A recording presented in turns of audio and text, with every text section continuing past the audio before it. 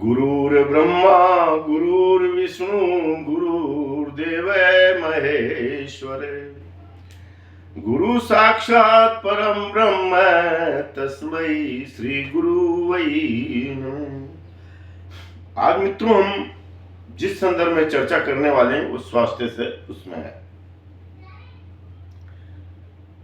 योगी के लिए हमेशा निरोग रहना है। छोटी सी छोटी बीमारी को भी शरीर में नहीं पनपने देना है।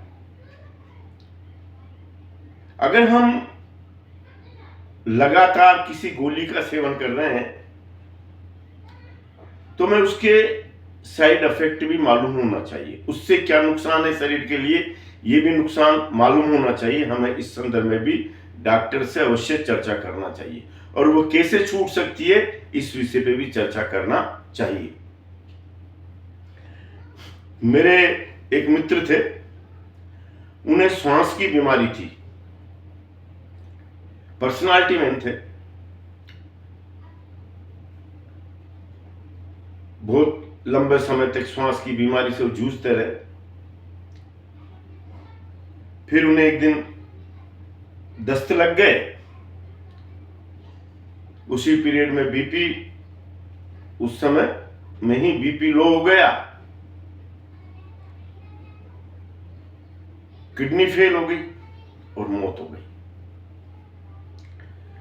आदरणीय मित्रों, श्वास के जो मरीज मैंने ज्यादातर जो रोगी जो देखे हैं, आपको मैं इसको तीनों चारों को अलग अलग करके आपको समझाता हूं। मैंने आपसे कहा कि योगी के लिए पूर्ण रूपेण स्वस्थ रहना है। श्वास में आपको मौन व्रत में जाना होगा। अगर आपको श्वास की बीमारी है तो आपको मौन व्रत में रहना चाहिए जब तक कि आप स्वस्थ ना हो जाए।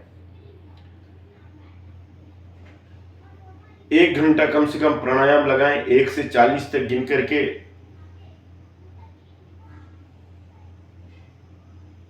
प्राणायाम लगाएं। इसमें बाह्य प्राणायाम लगेगा। बाह्य प्राणायाम आप समझ लें, श्वास को बाहर रोकना, जितनी ज्यादा से ज्यादा देर तक रोक सकते हैं। सर्वप्रथम आप कम से कम समय में रोकें, फिर धीरे धीरे अभ्यास करके उसको बढ़ाते हुए जाएं। एवं आपको बील पत्रों का सेवन करना होगा।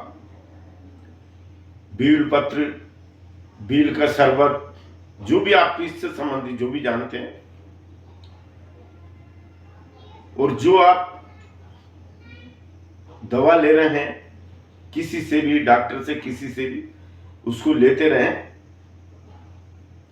लेकिन मौन व्रत में अवश्य रहें अगर आपको श्वास की बीमारी है तो। और प्राणायाम, ये बाह्य प्राणायाम अवश्य लगाएं। दूसरा आता है मित्रों दस्त का। मैं चारों को अलग अलग करके आपको समझाता हूं। दस्त में आपको हवा खाने का अभ्यास होना ही चाहिए। आपकी कोई दवा काम नहीं कर रही दस्त के अंदर, ये प्राणायाम काम करेगा आपका। 1-1.25 घंटे तक इसे लगाना होता है। हम जो हवा को जो खा रहे हैं वो हवा मलद्वार से निकलना चालू हो जाए, आप देखेंगे 2-4 बार मलद्वार से निकली हवा और आपके दस्त बंद हो जाएंगे।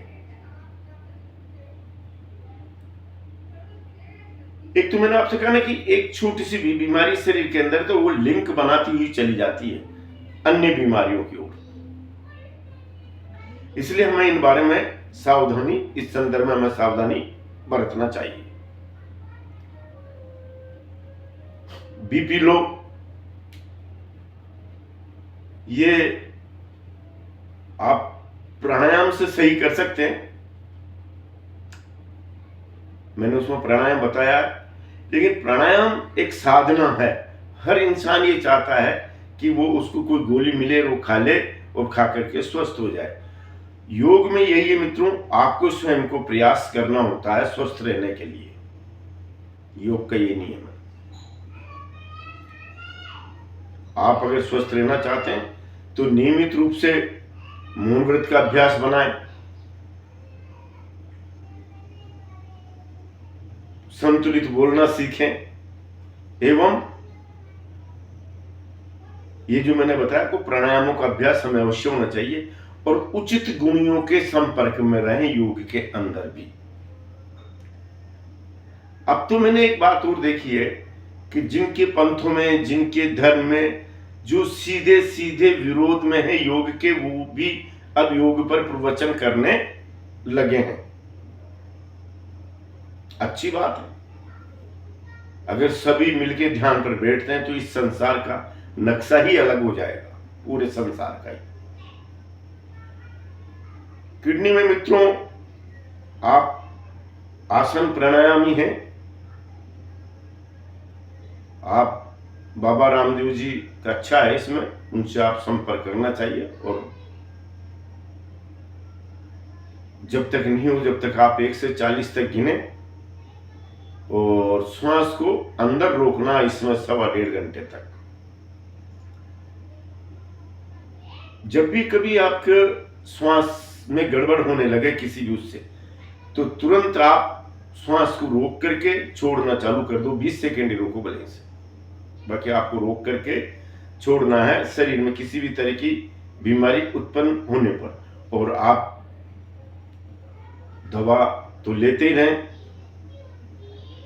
एक बात और बता देता हूं, अगर आप मूंग की दाल को खाना या मूंग की दाल और चावल को मिला करके खिचड़ी बना करके खाते हैं, तो आपको ये छोटी मोटी बीमारियां तो आपको होंगी नहीं। एक समय आप इसको लेना चालू कर दें,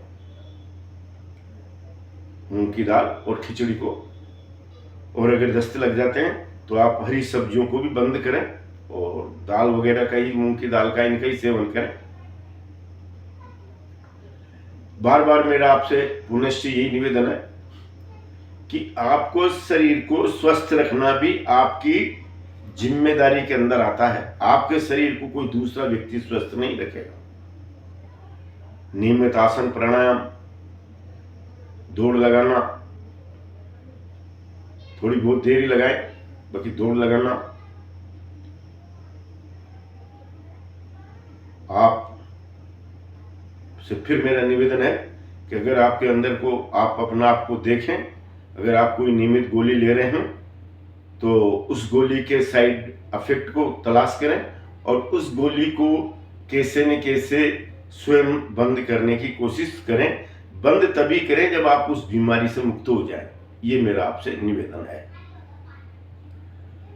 आज इतना ही बहुत है, और ध्यान पर नियमित बैठें। आखिर इस पृथ्वी को एक दिन छोड़ करके तो जाना ही है, इसमें कोई शक नहीं, इसमें कोई वो नहीं। मृत्यु हमारे लिए प्रमाणिक है, जाना है ऐसा निश्चित है। परंतु फिर भी शरीर को स्वस्थ रखें, प्रसन्नचित्त रहें, यही मेरा आपसे निवेदन है। नमस्कार।